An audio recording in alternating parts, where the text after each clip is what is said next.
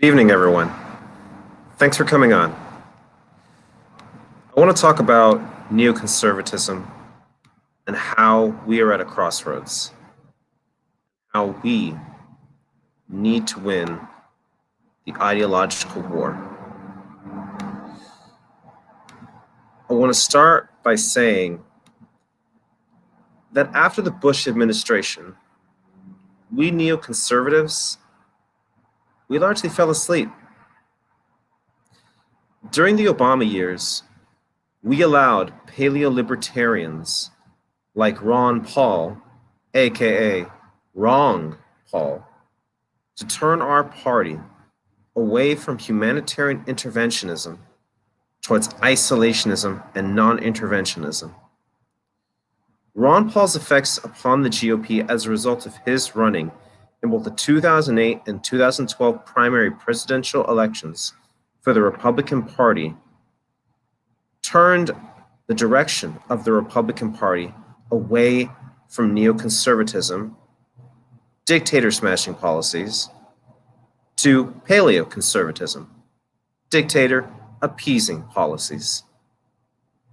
Neoconservatives fail to smash Ron Paul's negative influence on our party. With the Republican Party now at a crossroads, it's time for the Ghoul Gang to arise once again. It's time for neoconservatives to take back our party. We neoconservatives have for too long allowed individuals on the right who have isolationist tendencies to control this debate, to control the discussion. We have allowed their negative influence to go unchecked for far too long, and this has got to stop. We cannot allow the Republican Party to go further in the direction of isolationism. We have allowed individuals from 2008 onwards, like Ron Paul and others, to take the United States towards a weaker, more isolated position. In 2008, Ron Paul ran in the presidential primary for the Republican Party. This is where he began to spew his nonsense that the United States needs to retreat abroad and that the United States should leave Iraq. Of course, Ron Paul was praised by people on the left at the time who saw Ron Paul as an opportunity to shift the direction of the GOP away from dictator-smashing policies to dictator-appeasing policies. These individuals, the democratic socialist types, wanted to cause infighting within the Republican Party. They were very much opposed to the intervention in Iraq, despite the fact that the intervention in Iraq removed a homicidal maniac, a warmonger, a murderer, a man who engaged and committed genocide. These individuals were hoping that by bringing into the spotlight individuals like Ron Paul, they could start infighting within the GOP. It's funny how often reactionaries on the left and reactionaries on the right work hand in hand to undermine good policies. We saw that Ron Paul had a meteoric rise and grew very popular among libertarian circles. He'd even gained some praise from left-wing progressive circles, such as the Young Turks, who invited him on their show.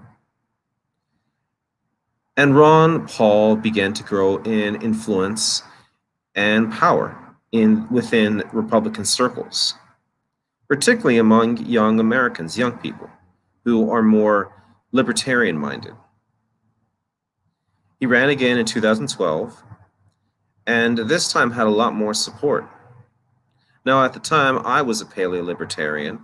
I was a member of the Republican Party, and I supported Ron Paul. I know, I was very naive. The fact of the matter is that Ron Paul's influence and power had grown considerably then, and he gained a lot of popularity among both right and left circles because of his non-interventionist policies.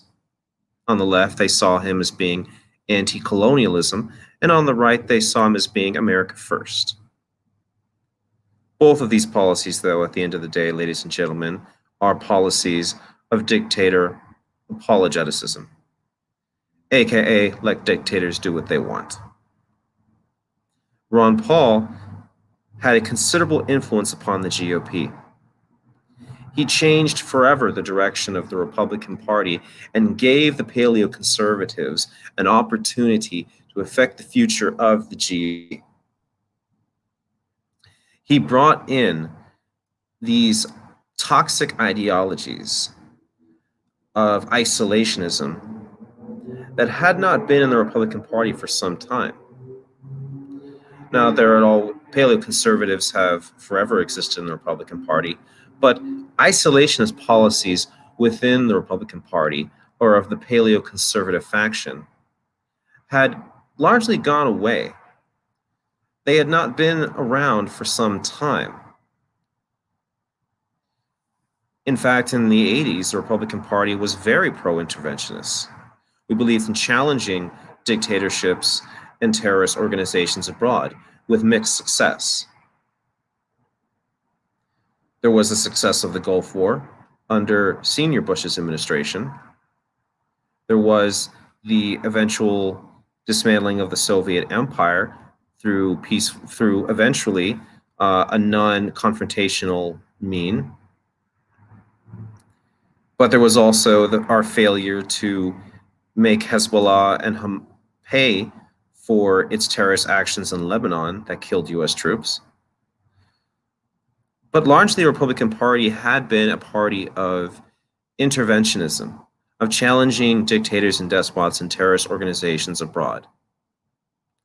Ron Paul forever changed the direction of that. He brought in non-interventionist foreign policies into the GOP. Libertarians have always been a third party.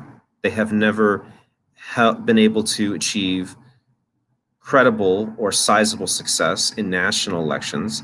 So they very often creep into Republican Party circles in order to gain some legitimacy and gain some influence. And that is what Ron Paul did. Ron Paul was, in the late 80s and early 90s, a libertarian, and he had even run as a libertarian presidential nominee candidate. Those non-interventionist policies from the libertarians creeped into the GOP because of people like Ron Paul. And ladies and gentlemen, these policies have unfortunately become more pervasive in the GOP. We have seen individuals of the American First types who have argued that America should retreat from Afghanistan, sacrifice all the gains that we have gained there, allow the Taliban to essentially take over the country, and install a Islamic dictatorship in Afghanistan. The Paleo-Cons have also said that we should ignore Iran, and have continually spread the lie that the Iranian government is not pursuing nuclear weapons, which we all know is flat out wrong. And they have also said that we should work with Vladimir Putin, poison Putin, that we should appease him. Despite the fact that he has waged wars of aggression in the Ukraine through proxies and has put Russian troops on the ground to increase the size of his country's territory in Eastern Europe, and to cripple Ukraine, and to try and sow dissent and chaos and division within NATO and within the European Union and our allies. And let's not us all forget that he props up a butcher, a mass murderer in Bashar al-Assad in Syria. And let us not also forget that the Paleo-Cons think that we should actually work with Assad under the guise that Assad is fighting Islamist terrorists. Yes, it is true. There are Islamist terrorists in Syria. There are many enclaves there in which affiliates of al-Qaeda have, yes, taken over portions of the country. And there was ISIL, who for a time controlled a considerable amount of the country as well. But while Bashar al-Assad, yes, is fighting those groups, he is not fighting them out of the goodness of his heart. In fact, he has labeled pro-democracy groups in Syria as al-Qaeda affiliates in order to silence criticisms of him. There were originally real democratic movements within Syria that were not of Islamist leanings, that simply said they wanted a more freer, a more independent, a more democratic Syria. And when these calls from the people came, Bashar al-Assad instead ordered his troops to go on a killing spree, which caused the Syrian civil war as we know it today, and which eventually caused Islamist groups to come into the country to take advantage of the chaos.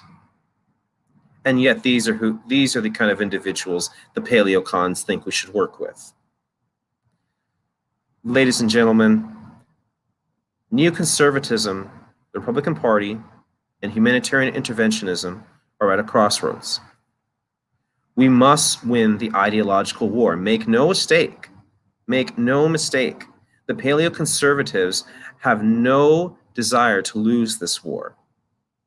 While Neo-Conservatives have largely fallen asleep from 2008 till now, the Paleo-Cons have been working consistently to shift the arguments within the Republican Party to a more isolationist position under the guise of being America First, which as Wyatt Claypool clearly states, is a buzz phrase that one can use to justify literally any policy. Now, perhaps one can excuse young individuals for being naive, as Sock on Brain states. Some of these paleo-conservatives are very young. In fact, there is a growing number of paleo-conservatives who are actually college age, very young, high school graduates, which never could have happened in prior years, which shocks paleo-conservatives today, which in the 90s was very much seen as a older man's movement, a movement that was led and headed by Pat Buchanan. But now we have seen paleo-conservatives grow in number, and not just among different Americans from rural America, but young college-age educated Americans. This is something that Pat Buchanan in the 90s could never have even dreamed of. Ladies and gentlemen, the ideological war must be won. Neo-conservatives and humanitarian interventionists on the right have to take back the GOP. Otherwise, we risk losing the GOP forever, and I mean that. Right now, the Republican Party is sort of in an identity crisis, with President Trump seemingly having lost the presidential election, unless by some miracle he can get the courts to overturn certain elements of the election, although I believe at this point it's largely been decided. This means that Republicans now are in an identity crisis in which they must choose what their ideology will be for the next 4 years. This means that we, neoconservatives, have an opportunity to take back the GOP. The fact of the matter is that the Paleo-Cons have lost. And that is our game. And make no mistake, we have enemies on the left that we must fight too. The Democratic Socialist left is just as isolationist as the Paleo-Con right. The democratic socialists believe in enabling and supporting dictators abroad who are on the leftist spectrum. Look at Venezuela with Maduro, and how the left argues continually that it's the US's fault that Venezuela is just in such dire straits, despite the fact that Maduro is a dictator who gorges and feeds himself whatever he wishes while his people starve. And they also support the DPRK, the Democratic People's Republic of Korea, which we know is not democratic whatsoever. It is a totalitarian, left-wing communist Marxist state in which people who simply decide, I don't want to be a Christian and I want to read the Bible, are thrown in prison camps.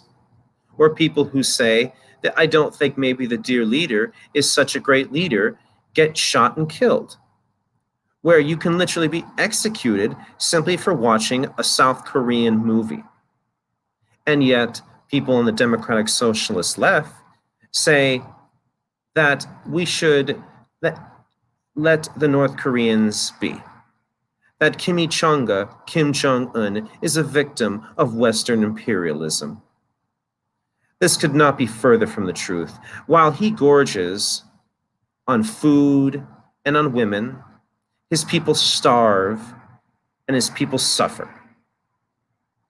Ladies and gentlemen, make no mistake, neoconservatives have to fight tooth and nail, and we have many enemies. We're not just fighting isolationists on the right, on our own party. We're also fighting isolationists on the other side. And make no mistake, these two factions will work with one another tacitly and indirectly to gang up on neoconservatives, to gang up on neoliberals, to gang up on humanitarian interventionists, to gang up on interventionists in any format, to try and undermine them, cut them at the knees, so they can push their isolationist policies. Ladies and gentlemen, we're at a crossroads, and our fight is not going to be easy. Our fight is going to be very hard because we have to deal with people on our side, whether you consider yourself a person on the left or a person on the right. Both of our parties have isolationist dictator apologists. The Democratic Socialists for the Democrats and the Paleo-Conservatives for the Republicans. We have to fight both, and we have to fight them tooth and nail. Make no mistake, they have already declared war on us. The Democratic Party establishment has already said that they are going to fight again, that they are going to war against neoliberalism, because very often among left-wing circles, we see them looking at individuals within their own party as the fault for why they have not succeeded, instead of saying, well, maybe our policies are not working. And on the right, you see it now. You see the same thing, in which people on the right are saying, oh, it's those rhinos, Republican in name only. It's their fault. They cost us the 2020 election. It's those McCain types. They're the ones at fault, not us.